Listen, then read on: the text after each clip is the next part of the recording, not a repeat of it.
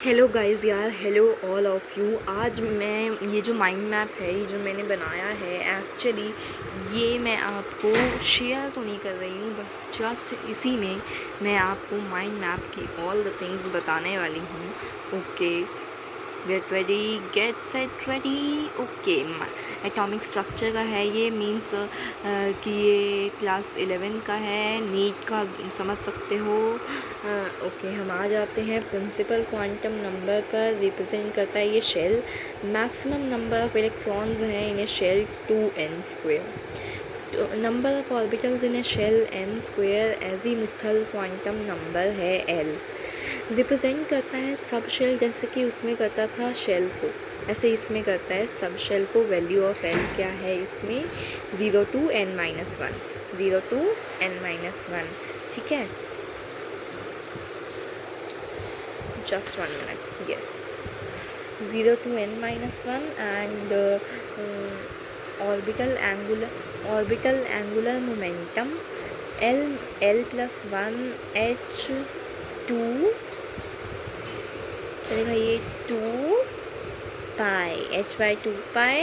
Value of l for various subshell s01 p, इस हिसाब से होगी। ठीक है, इस हिसाब से होगी। ओके, मैग्नेटिक क्वांटम नंबर पर आए तो रिप्रेजेंट करता है orbital orientation. Value of m क्या होती है? -l to +l। Total number of orbitals 2l+1। Spin quantum number पर आए तो रिप्रेजेंट करता है spin orientation. Spin angular momentum की बात करें तो ये रूट में ये वैल्यू है। ट्रिक क्या होती है राइटिंग इलेक्ट्रॉनिक कॉन्फ़िगरेशन की? 1s 2s 2p 3s 3p 4s 3d 4p 5s 4d 5p 6s 4f 5d 6p 7s 5f 6d 7p 8s। ठीक है, ये याद करना है आपको ऑल वाला। ठीक है, इसमें कोई भी बेस पेयर हो n+l directly proportional to energy होता है। ठीक है, आगे आते हैं इलेक्ट्रॉनिक कॉन्फ़िगरेशन एक्सेप्शंस पर।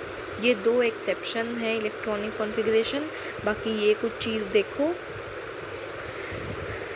प्रोटॉन का चार्ज कितना होता है, मास कितना होता है, डिस्कवरी। ऐसे ही न्यूट्रॉन का, इलेक्ट्रॉन की, ये चीज़ें देखो। डिस्कवरी बहुत ज़्यादा इम्पॉर्टेंट। और ये जो चीज़ें हैं, इसमें से ये प्लस माइनस का डिफरेंस है चार्ज में, बाकी सेम है। और actually what is the thing कि अच्छा, आपको ये भी तो सेम दिख रहा है ये दोनों का, और इसमें ये डिफरेंस आ जाता है। ये आपके न्यूमेरिकल्स में आ सकते हैं, ये आपको याद रखते हैं ये वैल्यूज़ जो भी हैं। ठीक है, ओके। एंड इसके बाद ये कुछ चीज़ें आ जाती हैं कि mass of proton, mass of electron में से ये मास ऑफ प्रोटॉन ज़्यादा होगा। व्हाट इसका रीज़न ये है। And anode rays charge by mass, anode rays charge by mass, cathode rays में से ये charge by mass cathode rays ज़्यादा होगा। ये चीज़ आ जाती है। ठीक है गाइस,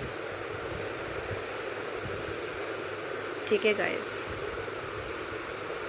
उसके बाद ये प्लैंक क्वांटम थ्योरी आ जाती है, दिख रही है ना ये? ठीक है, एनर्जी फ्रिक्वेंसी ये चीज़ हो जाती है। सी ये है, सी की वैल्यू ये है, एच ये है, एच की वैल्यू ये है, ये चीज़ आ जाती है।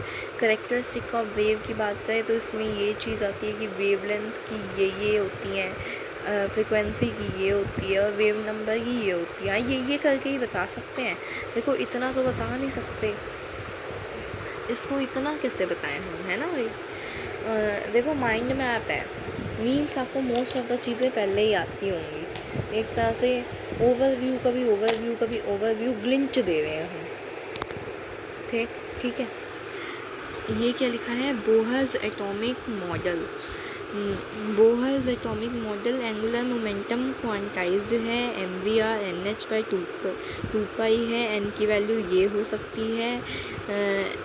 एब्जॉर्ब ऊपर तो एमिट नीचे, ऐसा है।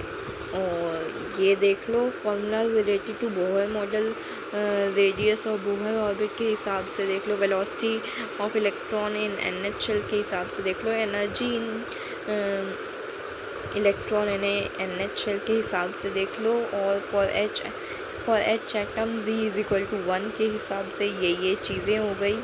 ठीक है गाइस, आगे आते हैं हाइड्रोजन स्पेक्ट्रम पे। इस पे बहुत ज़्यादा क्वेश्चंस आते हैं, तो प्लीज़ इसको ध्यान से देखना। ठीक है गाइस, ठीक है, और ये लाइन वाइज ये याद करनी है आपको। ठीक है, कौन सी विजिबल है, कौन सी इनविजिबल है, कौन सी इंफ्रारेड है, कौन सी यूवी है, ये भी आपको पता होनी चाहिए। ठीक है गाइस, आगे क्या बात, हाँ ये लास्ट टॉपिक है, इसका भी ये मेन पार्ट बता दिया। अब ये तुनकी चीज़ रहेगी ये, जैसे frequency is equal to 1/λ। Frequency नहीं है actually, wave number is equal to 1/λ R 1/n1² minus 1/n2²। n1 है इसमें fixed, and R is equal to Rydberg's constant 10977 centimetre per centimetre. Okay, तो ये पूरा का पूरा मैंने आपको बता दिया है। Okay, thank you guys so much, thank you so much guys. अब तो मैं बस आपको ये बोलना चाहूँगी, bye bye bye bye bye bye guys, and one more thing, you're like thanks for watching this video, and please हमें support करिए, सब्सक्राइब कीजिए चैनल को, शेयर कीजिए चैनल को, लाइक कीजिए वीडियोस, शॉर्ट्स जो भी हैं। ठीक है, thank you so much, bye bye.